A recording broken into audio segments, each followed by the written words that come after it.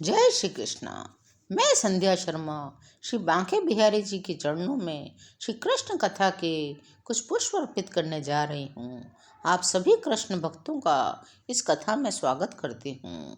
श्री कृष्ण ने सागर के अंदर द्वारका नगरी का निर्माण कर लिया और वहाँ पर बलराम जी को नगर पिता घोषित कर दिया। जब श्री कृष्ण नगर से बाहर आए तो काल यवन ने प्रथम बार श्री कृष्ण के दर्शन किए, जो पीत वस्त्रधारी और असाधारण रूप से सुंदर थे। सौभाग्यवश काल यवन को श्री कृष्ण के वक्ष पर एक विशिष्ट चिन्ह श्रीवत्स की रेखाओं के भी दर्शन हुए। श्री कृष्ण के कंठ में पड़ी हुई कौस्तुभ मणि के दर्शन भी काल यवन ने किए। श्री कृष्ण के दर्शन के पूर्व काल यवन ने उनके विषय में नारद जी से बहुत कुछ सुना था। अब नारद जी के वर्णनों की पुष्टि हो गई। श्री कृष्ण को बिना शस्त्रों और रथ के आते हुए देखकर काल यवन चकित हो गया। वे पैदल चल रहे थे। काल यवन तो श्री कृष्ण से युद्ध करने आया था, लेकिन वह इतना सिद्धांतवादी था कि उसने भी कोई शस्त्र हाथ में नहीं लिया। उसने श्री कृष्ण से द्वंद्व युद्ध करने का निश्चय किया। इस प्रकार वह श्री कृष्ण से युद्ध करके उन्हें बंदी बनाने के लिए तत्पर हो गया। किंतु श्री कृष्ण काल यवन की ओर बिना देखे बढ़ते गए, आगे बढ़ते ही गए। काल यवन उन्हें बंदी बनाने की इच्छा से उनके पीछे पीछे चलने लगा। तीव्र गति से दौड़ने पर भी वह श्री कृष्ण को नहीं पकड़ पा रहा था। योगियों के द्वारा प्राप्त की गई मन की गति से भी श्री कृष्ण को नहीं पकड़ा जा सकता। उन्हें केवल भक्ति के द्वारा प्राप्त किया जा सकता है। काल यवन को भक्ति का अभ्यास नहीं था। काल यवन ने अत्यंत तीव्र गति से दौड़ना आरंभ कर दिया। अब मैं समीप आ गया हूँ, अब मैं उन्हें पकड़ लूँगा, लेकिन फिर भी वह उन्हें पकड़ न सका। श्री कृष्ण उसे भगाते भगाते बहुत दूर ले गए, एक पर्वत की गुफा में प्रविष्ट हो गए। काल यवन ने सोचा श्री कृष्ण उससे युद्ध से बचने के लिए गुफा में आश्रय ले रहे हैं, तो तीखे शब्दों में बोलने लगा, अरे कृष्ण, मैंने तो सुना था तुम यदुवंश में जन्मे एक महान शूरवीर हो, किंतु मैं देखता हूँ तुम तो एक कायर की भांति युद्ध से मुख मोड़कर भाग रहे हो। तीव्रता से दौड़ते हुए काल यवन श्री कृष्ण का अनुगमन कर रहा था। तब भी वह उन्हें नहीं पकड़ सका, क्योंकि वह पापी जीवन के समस्त दोषों से मुक्त नहीं था। जब श्री कृष्ण ने गिरी कंदरा में प्रवेश किया, तब काल यवन विभिन्न कठोर शब्दों से उनकी भर्त्सना करते हुए उनका अनुगमन कर रहा था। तब श्री कृष्ण अचानक उस असुर की दृष्टि से ओझल हो गए। काल यवन उनका अनुगमन करता ही गया। वह भी गुफा में प्रविष्ट हो गया। उसने कंदरा के भीतर सर्वप्रथम एक व्यक्ति को सोते हुए देखा। काल यवन श्री कृष्ण से युद्ध करने को अत्यंत अधीर था। जब उसने वहां श्री कृष्ण को नहीं देखा, उसके स्थान पर एक व्यक्ति को सोते हुए देखा, तो उसने सोचा कृष्ण ही उस कंदरा में आकर सो गए हैं। काल यवन को अपने बल का बहुत घमंड था। उसने विचार किया श्री कृष्ण उससे युद्ध करने से बचना चाहते हैं। सोए हुए व्यक्ति को श्री कृष्ण समझकर, क्योंकि उसके उस सोए हुए व्यक्ति के ऊपर पीताम्बर पड़ा हुआ था, श्री कृष्ण समझा, उसने उन पर एक तीव्र पदाघात किया। वह सोया हुआ व्यक्ति वहां दीर्घ काल से सो रहा था।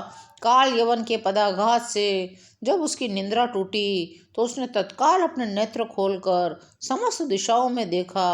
अंततः उसने अपने समीप खड़े काल यवन को देखा। उस व्यक्ति की निंद्रा असमय में भंग कर दी गई थी। वह अत्यंत क्रोधित था। जब उसने क्रुद्ध भाव से काल यवन पर दृष्टिपात किया, तो उसके नेत्रों से ज्वाला निकलने लगी। क्षण मात्र में ही काल यवन जलकर भस्म हो गया।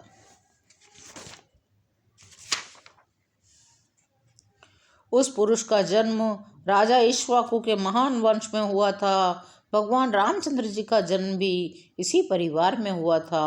वह महान राजा मानधाता का पुत्र था और मुजुकुंद के नाम से प्रसिद्ध था। कार्तिकेय के नाम से विख्यात देवताओं के सेनापति भी राजा मुजुकुंद के युद्ध कौशल से अत्यंत प्रसन्न थे।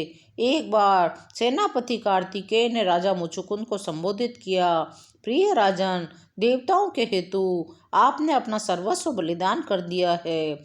आपने अपना राज्य त्यागा, आपने अपने ऐश्वर्य और संपत्ति की उपेक्षा की, देवताओं के लिए असुरों से आपने युद्ध किया। इस प्रकार अब आप कोई भी वरदान हमसे मांग सकते हैं। मुचुकुंद युद्ध करते हुए थक गया था। राजा मुचुकुंद अनेकों वर्षों से सोए नहीं थे। वे युद्ध के कर्तव्य में संलग्न थे, बहुत थके हुए थे। जब देवताओं ने उनसे वरदान मांगने को कहा तो मुचुकुंद को केवल निंद्रा का विचार आया और वे कहने लगे, देवताओं में प्रिय कार्तिकेय, मैं अब सोना चाहता हूँ। मैं आपसे ये वरदान चाहता हूँ, जो कोई मेरी निंद्रा में बाधा डालने का प्रयास करे, मुझे असमय में उठाए, उसे केवल एक दृष्टिपात से भस्म कर दूं। कृपया मुझे यह वरदान दीजिए। देवता कार्तिकेय सहमत हो गए। उन्होंने यह भी वरदान दिया, वे पूर्ण विश्राम ग्रहण करने में समर्थ होंगे। उसके बाद ही राजा मुचुकुंद ने इसी पर्वत की गुफा में प्रवेश किया था और वहाँ वे सो रहे थे। कार्तिकेय के वरदान की शक्ति से मुचुकुंद ने जैसे ही काल यवन पर दृष्टिपात मात्र किया, वह भस्म हो गया। वास्तव में श्री कृष्ण ने मुचुकुंद को उनकी तपस्या से मुक्ति देने के लिए ही गुफा में प्रवेश किया था। उन्होंने ऐसा प्रबंध किया, पहले काल यवन मुचुकुंद के समक्ष आए।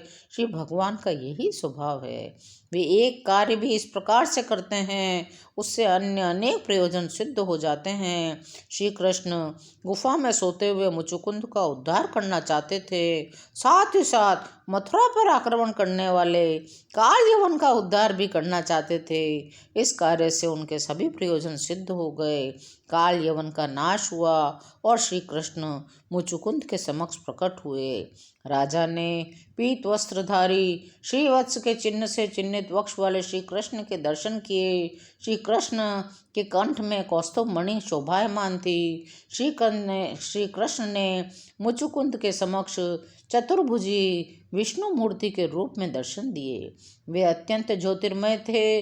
उनके मुख पर अत्यंत सुंदर मुस्कान थी। जब मुचुकुंद ने श्री कृष्ण के तेजस्वी स्वरूप को देखा तो आप वो कहना शुरू किया, प्रिय भगवान, क्या मैं पूछ सकता हूँ आप इस पर्वत कंदरा में कैसे आए? आप कौन हैं? आपके चरण बड़े कोमल हैं। आप यहाँ वन में किस प्रकार चल सके?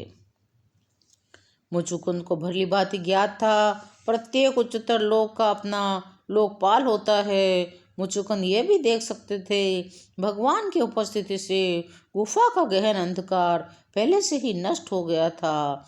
उन्हें भली भांति ज्ञात था, जहाँ कहीं भी अपने दिव्य नाम, गुण अथवा स्वरूप में भगवान स्वयं निवास करते हैं, वह अज्ञान का अंधकार नहीं रह सकता।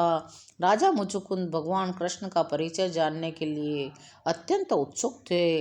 अतः उन्होंने कहा, हे पुरुषोत्तम, यदि आप मुझे अपना परिचय जानने के योग्य समझते हो तो कृपया बताइए, आप कौन हैं? श्री कृष्ण ने उसको उत्तर दिया, प्रिय राजन, मेरे जन्म, आविर्भाव, तिरोभाव अथवा चरित्र के विषय में कुछ कहना व्यवहारिक रूप से असंभव है। मेरे कितने ही नाम हैं और कितने ही रूप हैं, मैं इन सबको तुम्हें क्या बताऊं। अभी मैं जनसाधारण के आसुरी सिद्धांतों के विनाश करने के लिए इस धरती पर प्रकट हुआ हूँ। मैंने कालनेमी नामक विख्यात कंस और प्रलंबासुर जैसे अन्य अनेक असुरों का वध किया है। तुम्हारे सम्मुख उपस्थित असुर ने भी मुझसे शत्रुता की थी। तुमने कृपा करके उस पर दृष्टिपात करके उसे भस्म कर दिया। प्रिय मुचुकुंद, मैं भक्तों के प्रति अत्यंत स्नेह रखता हूँ।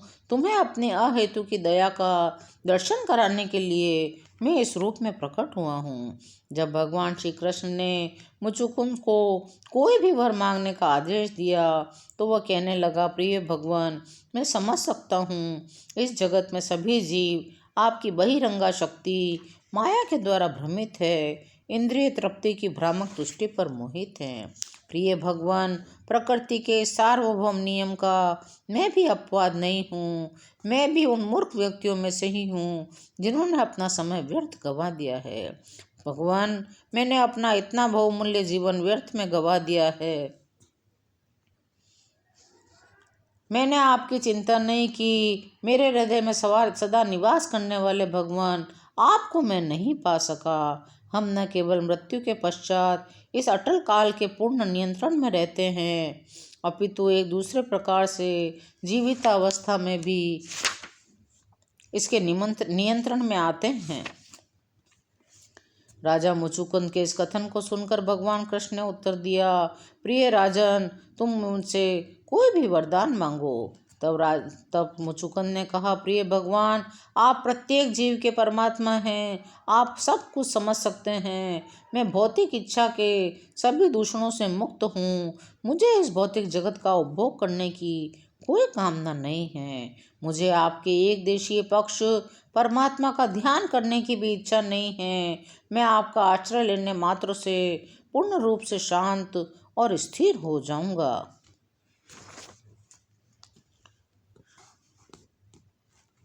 तब भगवान ने कहा, प्रिय राजन, मैं तुमको विशेष वरदान देता हूँ। तुम सदैव मेरे विषय में चिंतन करोगे। इस प्रकार तुम त्रिगुणों से दूषित हुए बिना भौतिक जगत में मुक्त रूप से विचरण करने में समर्थ होगे। भगवान ने कहा, एक क्षत्रिय होने के कारण तुमने पशुवध का अपराध किया है। शुद्धिकरण के लिए स्वयं को भक्ति योग के अभ्यास में संलग्न करो। अपना मन सदैव मुझ में लीन रखा करो। जीवन के अंत में सभी को संन्यास लेना चाहिए। सभी को पूर्ण रूप से स्वयं को भगवान की सेवा में संलग्न कर देना चाहिए। भगवान ने राजा मुचुकुंद को कहा, अपने अगले जन्म में तुम एक श्रेष्ठ वैष्णव के रूप में जन्म लोगे, जो ब्राह्मणों में सर्वोत्तम होते हैं। उस जन्म में मेरी दिव्य सेवा में संलग्न रहना ही तुम्हारा एकमात्र प्रयोजन होगा। कृष्ण भावनामृत का प्रचार ही समस्त जीवों का परम कल्याण करना गया है।